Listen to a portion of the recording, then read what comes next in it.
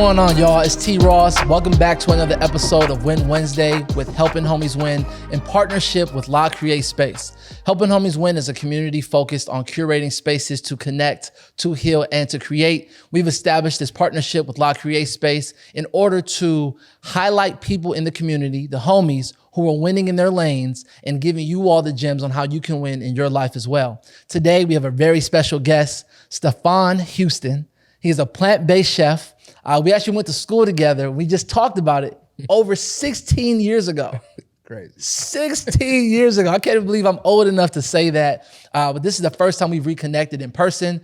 We've had the pleasure of connecting on Clubhouse, which you all know is where we have seen success with Helping Homies Win throughout the course of this pandemic, growing over a community of over 70,000 members. I'm super, super grateful for the community there. Stepha has had the opportunity to participate in that community and, you know, just tapping in and seeing the work that he's been doing. I really wanted to make sure we got him on to the episode to have a conversation for him to spread some of his wisdom, his insights, and just life lessons along the way. So Stepha, welcome, bro. Thank you, brother. I'm very honored to be here.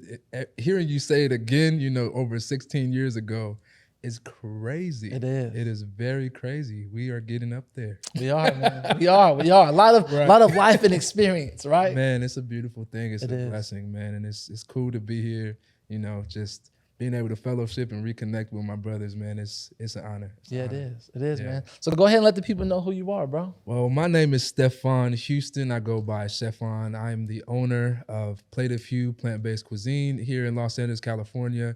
We operate as a catering and intimate dining service. So, yeah, we can provide you with all of your plant-based needs. You know, the food is good. So, you know, whenever y'all are ready to try, we can go ahead and go ahead and make that happen. I like that. Absolutely. So, yeah, man, we've been running the business for about 2 years full time now, and have had the opportunity to do some really awesome things with some awesome people. And, you know, our purpose is really just to serve, man. And it's a beautiful thing to be able to understand what your purpose is and, you know, in the ways that you were created to serve. And this is my way. So the ways that you were created to serve. Bro, I love the way you put words together, man. Look, early when we started this pod, you know, right before we hopped on, you had told me time is a tool, not a rule. Yeah. That's powerful. Thank you. Yeah, I actually got that one. I have to credit my cousin for that one. You know, when kind of, especially within like the entrepreneurship realm, when you are creating and when you are building and moving, we kind of get nervous sometimes when, like, you know, we're off by 2 minutes or 15 minutes or sometimes even 45 to an hour. But you know what I mean? We can move and we can utilize time how it's meant to be utilized to work for us and not us work for it. So that's kind of like the concept of that. And I've kind of stuck with that. This is my younger cousin that taught me that. And so I've just, you know, I pay it forward and giving that to other people so we can be easy, you know. Be easy. Be easy. Yeah. Love that, man. So, you know, I wanted to bring you on, one, because of the success that I've seen in you doing the work that you do. And when I say success, to me, I'm speaking about what I view to have a clear understanding of who you are and why you do what you do. When I see you online, the things you communicate, I feel that you're grounded in your beliefs and what you stand for. When you share and you impart knowledge, just feel your essence, you know, and I think that's really what we're focused on in building within Helping Homies Win here at La Create Space as well, are individuals who are, again, in their lanes and are winning, but are also serving, that are also there as a guide, as someone that people can look to provide insight and encouragement and inspiration to move forward, man. So I'm glad that you're here, bro. Thank you, brother. I mean, it means a lot to even hear that I am considered as an inspiration because I look to so many other people for inspiration. I mean, Helping Homies Win has honestly been, for the longest time, especially while I was kind of going through some personal things with taking care of my mom while she was sick, getting on there and like hearing affirmations and hearing people who are going through the exact same thing is inspiration to me. You know, so the way that I even look and hear, you know, that I am that to other people is really dope. But really, like, when people, I'm learning how to even like take compliments, I guess you can say. Yeah. But really, honestly, like when I hear people speak things about me, it just reminds me that I'm a reflection of exactly what I am looking to in other people, if that makes sense. Yeah, for sure it does. You know, so like seeing you do all of your things, it's like for you to consider me an inspiration is like we reflecting each other. So, you know, That's big. full circle. Full circle, man. I Full love that. circle. I love that. Yeah. So let's go ahead and get into it, man. You have this business as a chef, a plant-based chef, which I'm learning is the way to present it, right? Yeah. Plant-based chef. Let's start to unpack that, because I initially was thinking, oh, vegan chef, but you told me plant-based. So tell me about that distinguish. So really, the words are often used interchangeably. Sometimes you will hear me say vegan chef because the word vegan is, it's often heard. So, you know, it's more familiar to people. But to me, the word plant-based is less exclusive, right? Okay. So I like to consider myself to be plant-based because I feel like it's a little bit more welcoming. The word vegan, there's absolutely nothing wrong with it, but veganism in itself is not really only about the way that you eat. It's honestly your entire lifestyle. It's a lifestyle that is like focused on sustainability and like humane treatment of self, of animals, of environment. And so when you are taking on like that title, it's really a responsibility that comes along with it. So that means like, you know, you ain't buying leather products. You're not buying products that, you know, were once an animal at all, you know, or even came from an animal, because a lot of times these products like, you know, let's just say we buy the fur. If they just shave, even if they just shave the fur off of something, you know, it's like we're taking something away from its rightful owner that did not give us permission to give it to us. Wow. And therefore, it's like, can that be humane? Yeah. Can somebody take something off of you without your permission and you consider to be respected? It's not really, you know, aligned that way. That gets deep. And, you know, it's a journey. It's a journey, you know, it's like I am grounding myself. And so with that, like, I don't want anybody to feel like what it is that I do is unachievable. And I feel like just saying plant-based, so, you know, like, okay, I'm a tree and I'm still growing. I'm a plant and I'm still growing. And we're growing together. That's my mindset when I say plant-based versus vegan. But really, yeah, I'm a plant-based chef because I provide plant-based food. Everything is derived from plants and it grows from the ground, and it wasn't a life that was, you know, sacrificed necessarily. You know, I know people try to say, you know, well, trees live too, you know, but we know the difference. Yeah, we understand. We get it. We ain't gonna play. We know the difference. I hear that. Yeah, that's my philosophy with the whole plant-based versus vegan thing. That's clear. That's definitely clear. I definitely received that. Oh, when you mentioned you're working on receiving compliments, that's actually why that's why I say I receive that from a lot of people, because I usually would find myself, oh, nah, you know, deflecting or like kind of dismissing it because it makes me uncomfortable. So now I say I receive that, you know, as a way to just let myself hold on to it. Well, I received that. I'm gonna work on that too, and you know, try to incorporate that into my lexicon. There it is. There it is. So, you know, when you talk about, you know, being vegan and being plant-based, that's not something I've heard of it, of course, but I'm not familiar with it through experience. So, you know, I was interested in having the conversation to learn a little bit more about your journey. I'd assume you became plant-based prior to becoming a chef, right? Okay. So what was your introduction into becoming plant-based? Well, I'm gonna try to keep it as brief as possible because it's a little long. Very, very personal too, but then also personal in a way that I can still share it. You know, I was introduced to the plant-based lifestyle personally from my mom, actually. Back in 2017, my mom had gotten diagnosed with a few things, actually. She got diagnosed with high blood pressure first, then pre-diabetes, and then in February of 2017, she was diagnosed with breast cancer. So she is phenomenal. And she always has, you know, been an avid reader. And, you know, she was reading all of these different articles and books and listening to all of these different speakers, we learned about, Dr. Sebi and the medical medium. These are a few people who work within that realm of like utilizing food to heal you. Okay.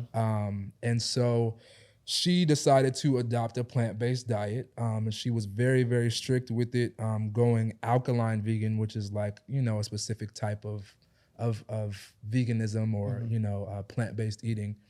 And man, she reversed high blood pressure, reversed prediabetes and cancer with no chemo or radiation. Wow. And I was assisting her in that process by cooking for her because I've always loved to cook, and it was challenging me to like, cook different things, right? So it was cool because I was seeing it like really transform her life, but then also me eating the food that I was cooking for her, I was seeing a transformation. I know you don't know because I haven't told you, but I actually, from 22 years old up until 27, I was a correctional officer. And so I was working in corrections at the time in, maximum security prison. Okay. And I was stressed and I was depressed, and I started to notice like a bunch of mental clarity coming as I'm like cooking food and helping my mom. It's helping me. So I'm like, oh shoot, like I've always heard of this, but I'm a huge foodie. So I never really thought about being vegan before until like I realized that my life was changing for the better. So it was changing for the better, and I decided to make the jump with her. And so actually July 26th of 2017, I went vegan. So it just made 4 years a few days ago. Oh, wow. Yeah. Okay. So, Okay. yeah. Tell me why the date is so significant. Why does it stand out to you? Because that's the day that I really made a decision that I was going to not only change my own life, but like accompany my mother in her journey. Unfortunately, cancer came back last year in July, and it was a rough time for my mom. She decided to do chemo and radiation this time. And I'm not saying all of this because I want people to like go one way or the other. I just sharing my story. I don't believe in telling people what they should do. Yeah. I didn't tell my mother what she should do. The first or the second time I said, whatever it is that you want to do, I'm going to support you. Yeah. And so I supported her through that. Unfortunately, within 4 months, she passed away. The treatment really, really did a lot and had heavy impact on her. So January of this year, actually the day after her 52nd birthday, she passed away due to the effects of everything that she was going through. Yeah. So definitely had a huge battle with this whole lifestyle. I honestly felt like, this shit like really betrayed me and my mother. Like I felt like fucked over by the entire experience. Like everything that I had really sacrificed and, left my job and, decided to go full force with this work. Like I really felt betrayed by it. Wow. Not really recognizing that the difference between the first and the second time was that she went with, the natural route, and the second time she didn't. And this was the outcome, and I had to do, and I'm still doing like a lot of grounding, a lot of like finding my footing and soul searching and all of that stuff. And I honestly took some time to like really reconnect with the purpose of why I started this journey myself. And the date matters because, that is the day that I decided to make a change for myself and, play the business itself. Like I've heard so many people say like, when I had your food, I've been able to, realize that this is achievable, that I can do this. And I've also reversed my high blood pressure, just like your mom. I've also reversed, pre-diabetes or diabetes, just like your mom. Oh, I had cancer and like, now I'm in remission, and I decided not to like, and it's not that I consider myself a healer. However, like through sharing my story, I've been able to, influence, some empowerment in other folks, and it's really a blessing. It's really a blessing. That's big, man. Well, thank you so much for sharing that, bro. Of course. You definitely let us in through socials and on Clubhouse when you shared, what you were dealing with in that time and the story. and to kind of just hear it full circle, you know, how she kind of, you know, started that journey of studying and you adapting it after her. And then knowing that this is what you do for a living, it's like she lives on through what you do, every plate. You know what I mean? Yeah. That intention you put into the things that you do. Yeah. That's a beautiful thing, man. I'm getting chills just thinking about that. You know what I mean? Know that her legacy lives on in that. You know what I mean? And just the way that you're saying it provides that to other people and being able to receive that. So that's huge. That's huge. And I love that intention, that purpose, that drive. You know what I mean? In the midst of, you know, this experience, right? You talk about feeling betrayed. Tell me about, I guess, that process and working through that, being that this is something you've committed to and knowing that it's connected to your mom, knowing that this is something that is still providing healing to others. How are you working through that? Yeah, it's a journey. It's a journey. I every single day really lean on the people that I have served, because I also receive service through giving service. Okay. And so, you know, how we said the word full circle. I was talking to a loved one of mine recently, and I said, you know, the point of service is like, it's not just a one-way street. You know, it is revolving, it's circular, it is, you know, it's never ending. It really like goes through one and, you know, goes through another, comes back to you, and then, you know, it's continuous, right? Yeah. And so through the process, like, of feeling betrayed by it, I thought about how much good it has done and how much good it's still doing. And I was reminded, you know, through, you know, it had almost been, you know, probably 8 months or 8 months since I, you know, had worked or cooked, and, you know, just staying kind of like present when I could on, you know, my business page, just kind of letting people in and letting folks know what was happening. I received so much support. And I was like, what beauty, what greatness must have taken place in the experience with the work that I do for y'all to still, even though I'm not giving you anything right now in this moment, for you to still want to pour into me. Yeah. That must mean that you feel impacted in some way. Yeah. You know, and I honestly had felt like so like just whack, honestly. Just whack that like I couldn't heal my mother, but I'm healing other people. And I couldn't like work and do the things that like I preach about and that I speak about so often. But it also just lets you know that like just because you have done something in the past doesn't mean that the impact that you left is past tense. Yeah. The impact that you leave on people is like forever. It's forever. Yeah. You know, and through my journey, like I still have days, you know, and weeks sometimes. Like I've just been being transparent. So, you know, just last week I spent 3 days in the dark, you know, just by myself, you know.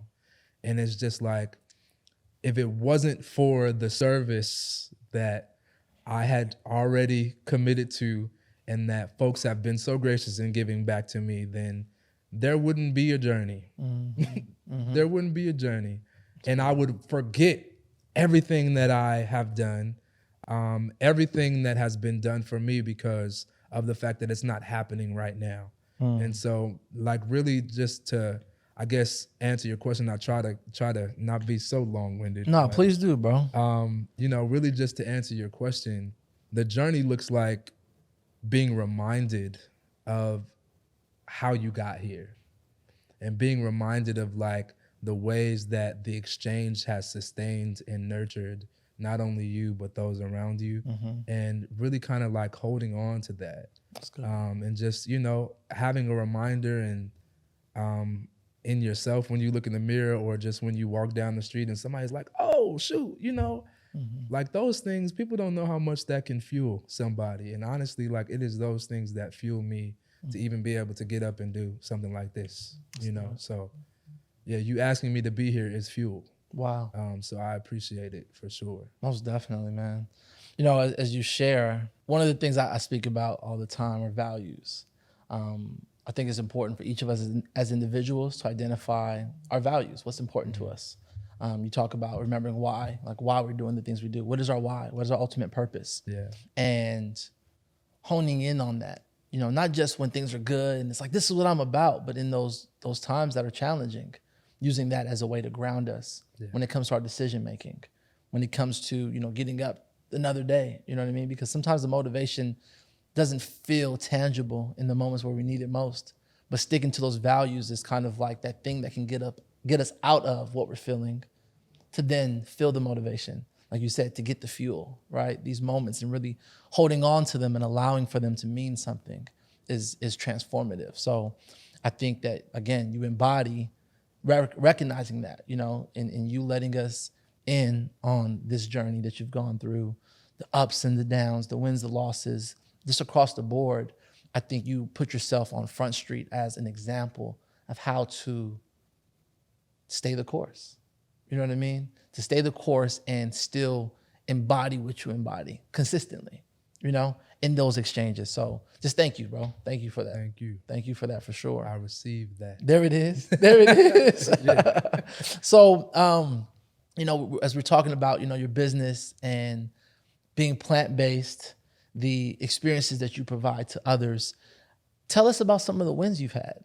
You know, the first one that comes to mind, just immediately after you ask that question, is honestly standing in my honest self and standing in my truth.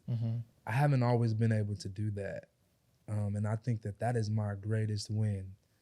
I guess it would be called self-actualization. Like, how am I actually feeling right now? Like, what am I actually doing right now that is serving me? You know, what am I doing to like let myself know that I am loved, and then also to like, you know, give honor to the legacy that was left for me, or the legacy that I am to someone who, you know, I respect and love more than anything, whether she's physically here or not.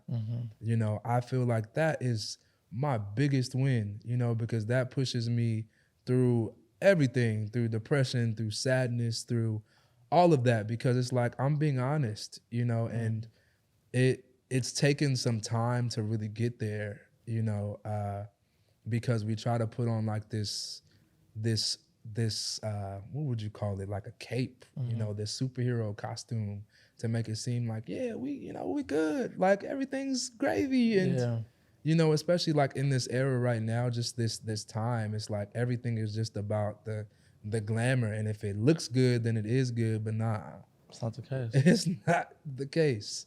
It's not the case. And I just like, it's tiring too, and I think that I got exhausted of it. And so just reaching that point to where I could just be is a level of freedom that, especially as a Black person in a world that does not offer chances of achieving freedom, like creating that for myself, for just like loving me for what it is that I feel, loving me for what it is that I am, that is my biggest win. Wow. That's incredible. That's incredible. What lesson in that process of getting to a place of self-actualization, what lesson took you the longest to unlearn in that process?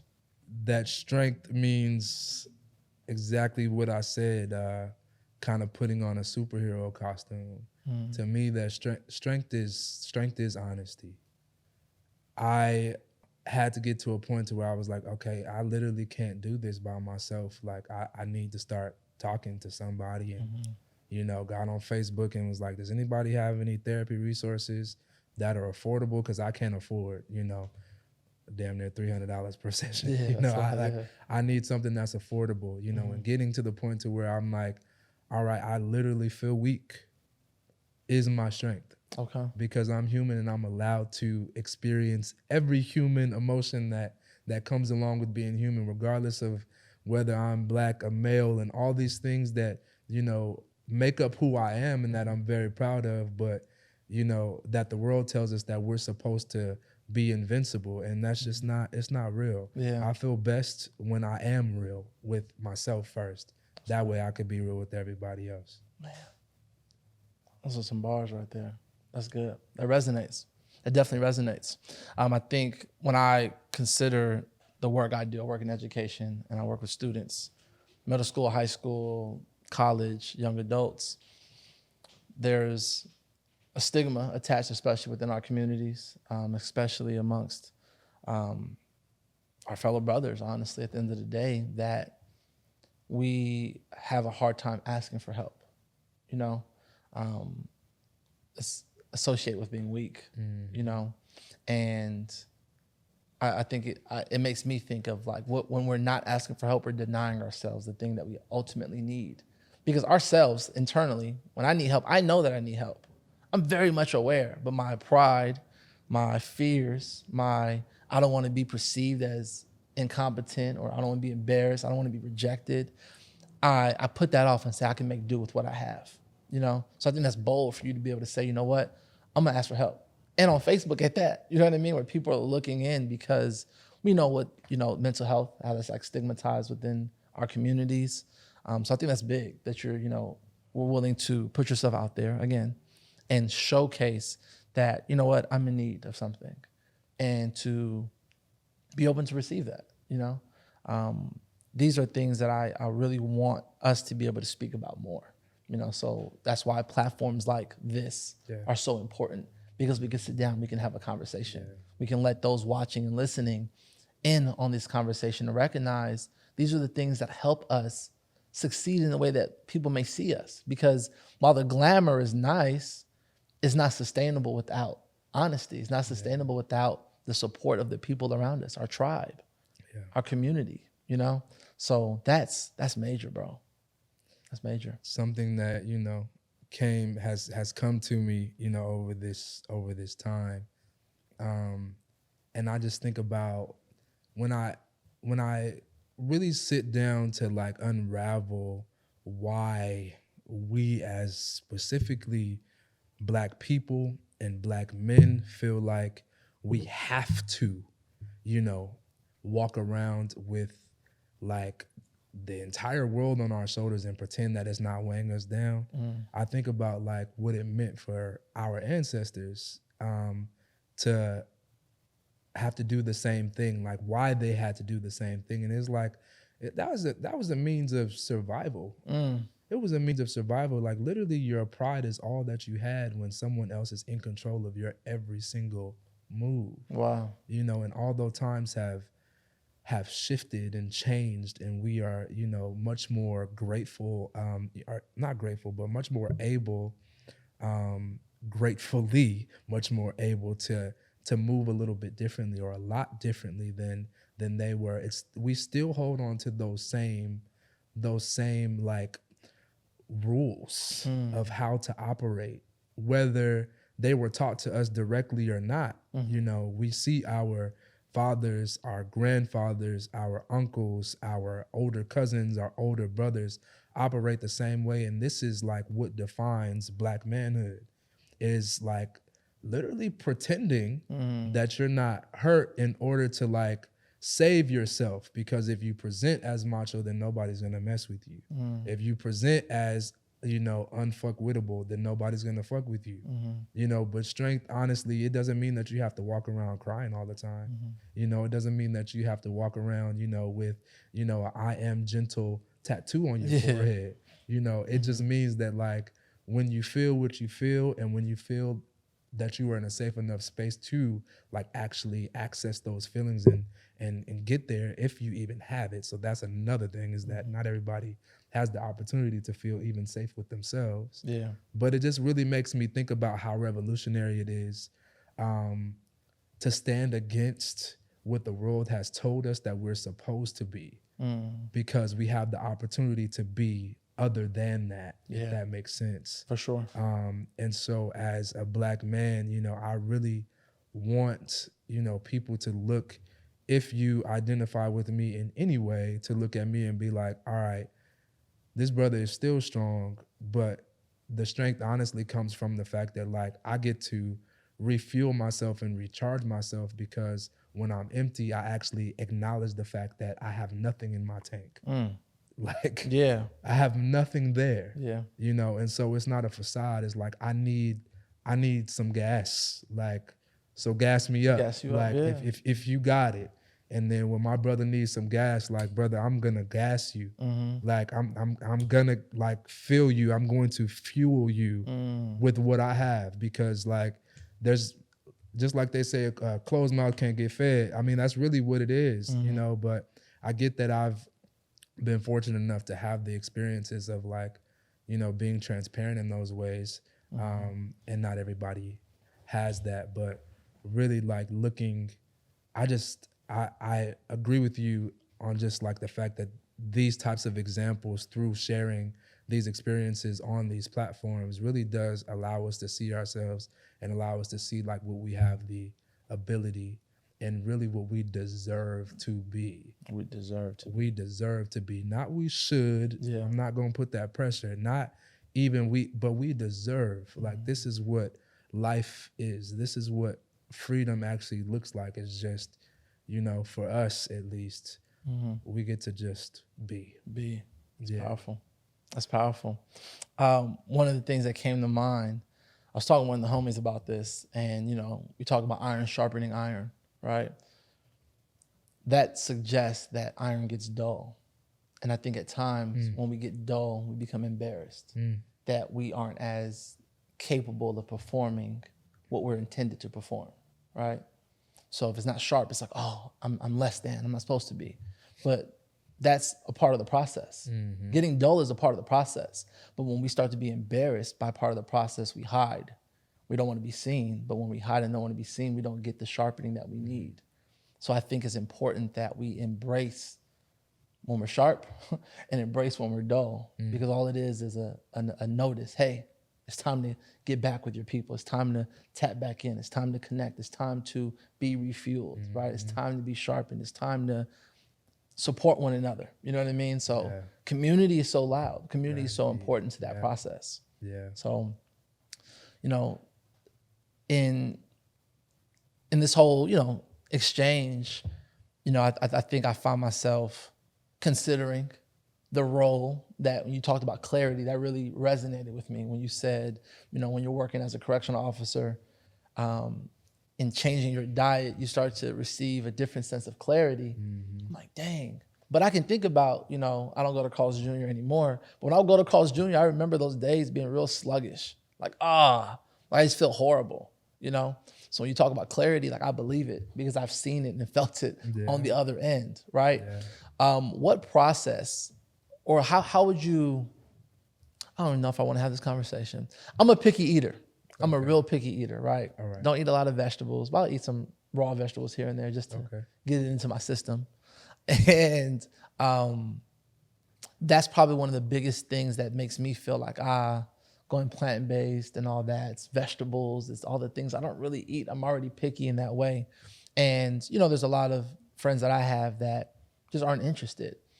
What would you share in this regard of getting to a place where we can at least begin to experience levels of clarity that don't seem as, I don't want to say aggressive, but aggressive. But really it is. As aggressive as it feels as though the culture sometimes pegs plant-based lifestyles, vegan lifestyles, and things of that nature.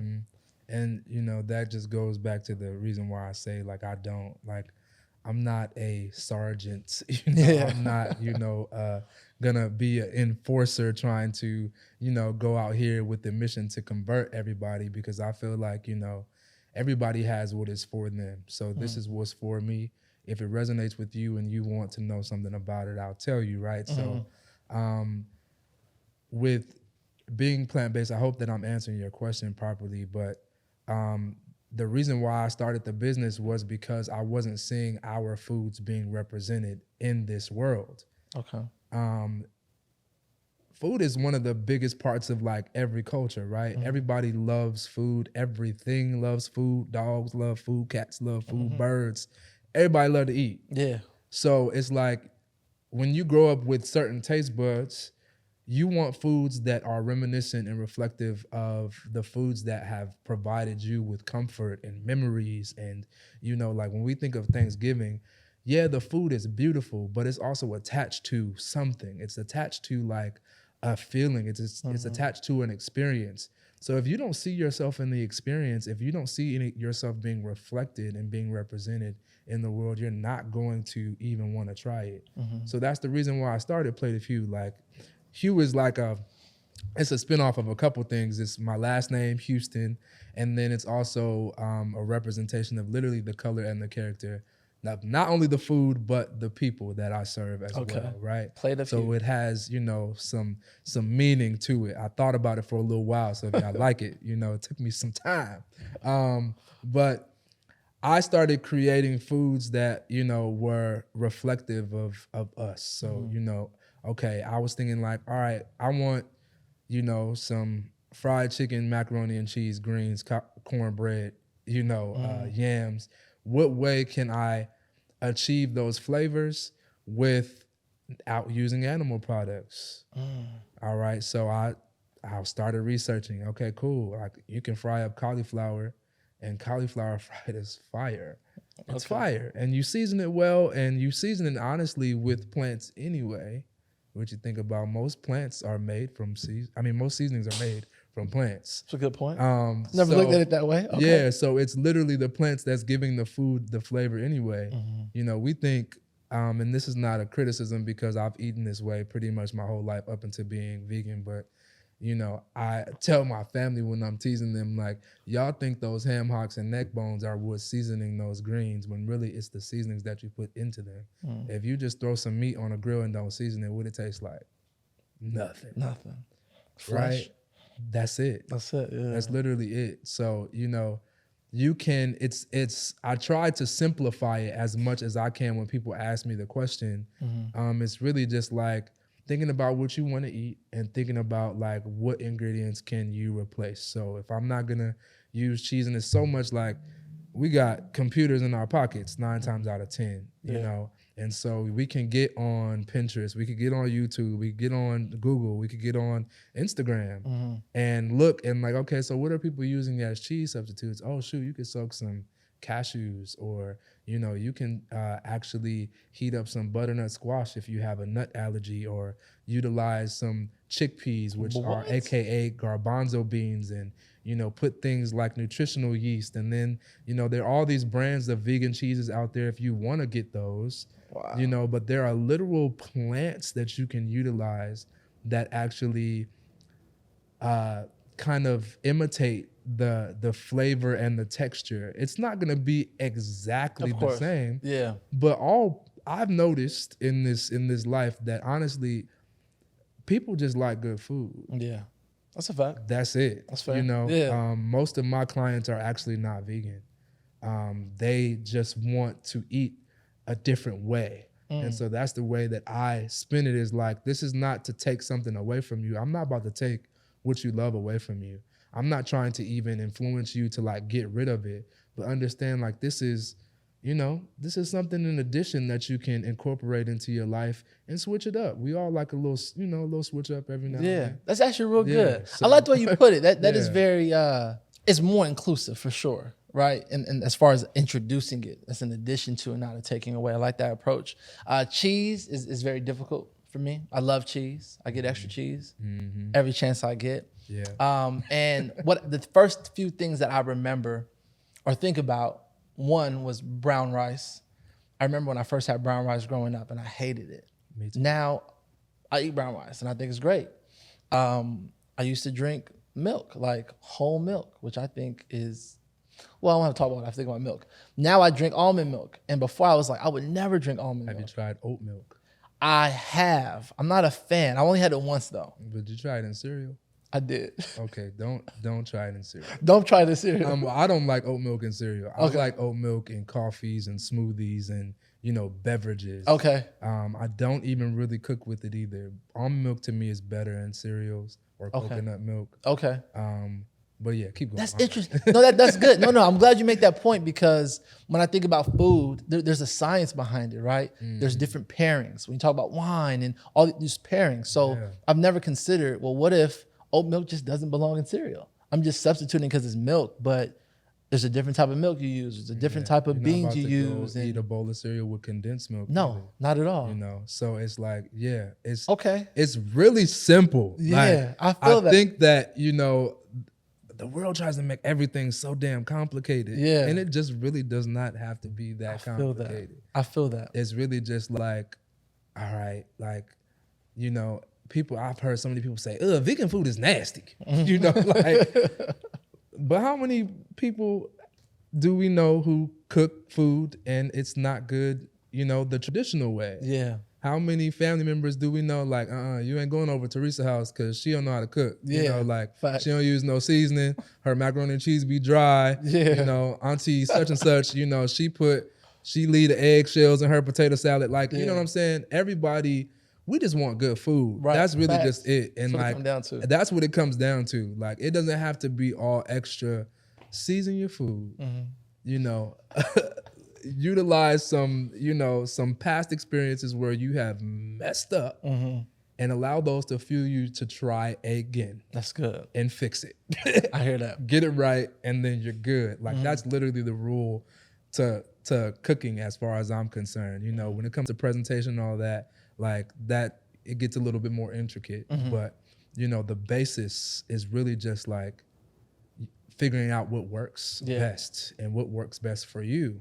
And if you are, you know, serving food like me, all right, listening to the people that you serve and who support you and what works for them and making it right. It's really that simple to me. I feel that. To me. You know, I like the way you put it. Again, I take a very similar approach when it comes to education. I think when we start talking about higher ed and college, it starts to get real tight. Like, you got to fit into this very specific. But I believe in education, there's a pathway for anyone if that's what someone chooses, right? I think it's a tool. And it's a tool that people can use, but there's also a toolbox with many other tools that you can use to get to whatever you're looking to build.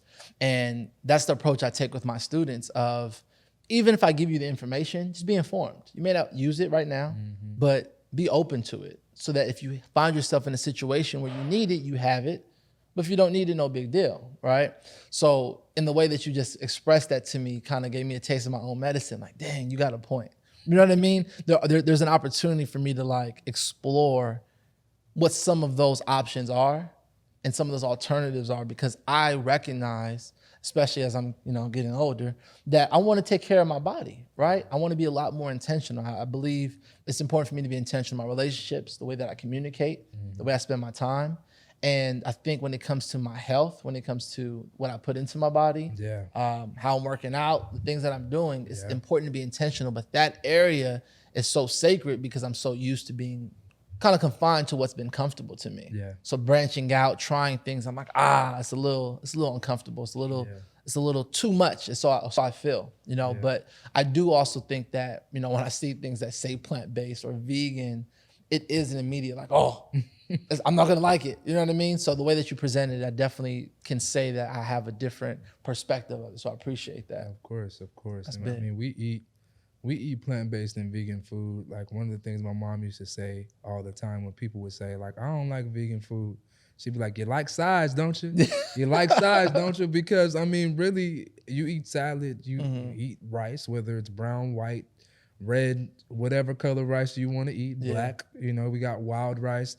All of these different types of foods that don't come from animals, that are plant-sourced, are all considered plant-based and vegan until we throw a ham hock in it. There You it know is. what I'm saying? Changes So everything. It changes everything, but, you know, it's like we eat this way a lot, and I try to make sure that, you know, people know that, like, we have been eating this way for such a long time. People have been foraging mushrooms and foraging different types of fruits and vegetables for a long time. Our people have been, like, literally utilizing, especially when you go to the continent and you get to see, like, all of these. I mean, of course, we've incorporated different meats and things like that, but 9 times out of 10, when you go and get, you know, some pounded yam, or you go and get some, you know, cassava, or you go and get something, like, they're not throwing in milk into that. They're not throwing in, you know, butter from an animal into those types of things. Like, literally the ways that we have been eating for a long, long time are exactly what they've taken and thrown this new name on Wow. and made people feel like I don't belong here. Yeah. When Yeah. really, like, we do. We really do. That's big. And this is just as much ours as, you know, it is. It just is. It just You is. I know? receive that. That's good. Yeah. That's good. That perspective, I think is really insightful. I want to, before we wrap this up, I want to touch on one of your clients that we know and have seen, What's that? Miss Tabitha Brown. Oh yeah. Talk to me about that relationship. How did that come about?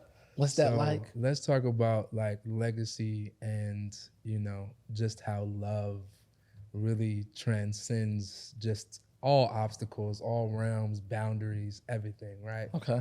I know Tabitha Brown because of my mother. It's funny because I just went through my mom's phone just last week and just decided to like look for the message so I started my business back in 2018, really just like, you know, cooking and serving place out the house, right? And so my mom had found Tab back then, you know, before, you know, everybody knew who the phenomenal person that she is. Yeah. But my mom had been following her since then. And I think it was back in like March or April of 2018, she reached out to her and sent her my flyer and was like, hey, my boo, my son, that's what she calls me, is, you know, cooking and serving food. I would love for you to try it. So Tab and I started following each other. And in 2019, Tab was a keynote speaker at this event called Superfest that's actually put on by this sister named Olympia, who owns Supermarket. The initiative is, you know, to basically end the food crisis that exists within South LA specifically. And so Supermarket put on South Central's first vegan festival, and I had gotten invited to it. Like, I didn't even know about it. There was a couple vendor spots left, and because I had just like started doing my business and done a couple other events, I had done the Come Up. Okay. And some organizers from the Come Up ended up choosing me for Superfest. Wow.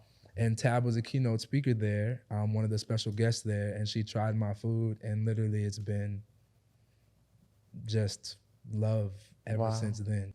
And so, yeah, it's been beautiful because, you know, like I said, when I first met Tab, like, she has always been who she is, you know, but now to see like the major platform that she has, you know, built and been blessed with is crazy because it happened quickly. Her journey wasn't quick, but like it just shows you that when it's your time, it is literally your time. Can't nobody stop that. Like it's your time. So it's been a blessing to be able to like, you know, journey with her because she's phenomenal on camera and off camera. So yeah, she's actually one of the people when I was talking about feeling betrayed that I reached out to.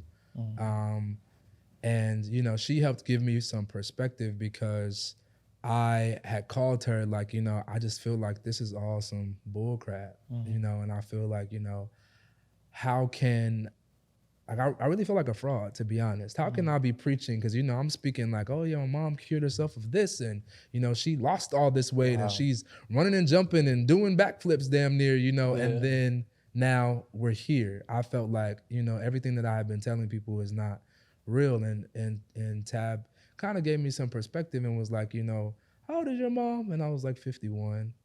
And she was like, and how long has she been vegan? And at that time, I was like, you know, she's been vegan for 3 years. She was like, so that means that there were 48 years that she had not been. And you want to put those 3 years against the 48 years of life that your mother has gone through.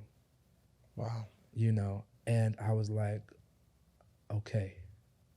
Wow. And that really helped, you know, propel me, you know, into thinking differently and understanding that like perspective is everything.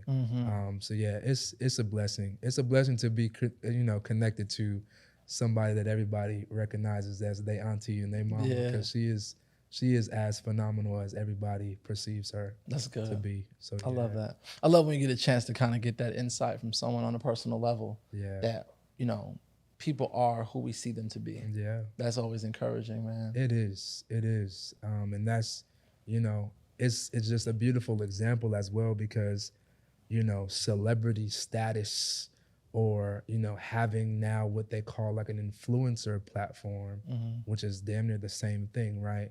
You know, it was untouchable for a long time. Like we couldn't reach it.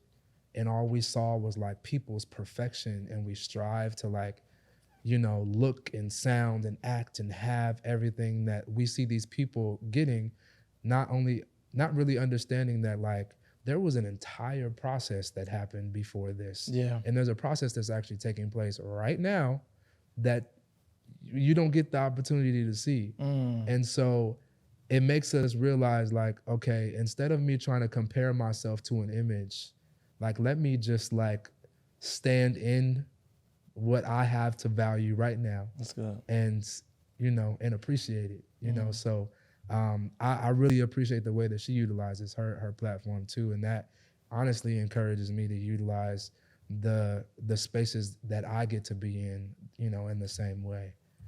That's beautiful. Yeah. I love that. I love that.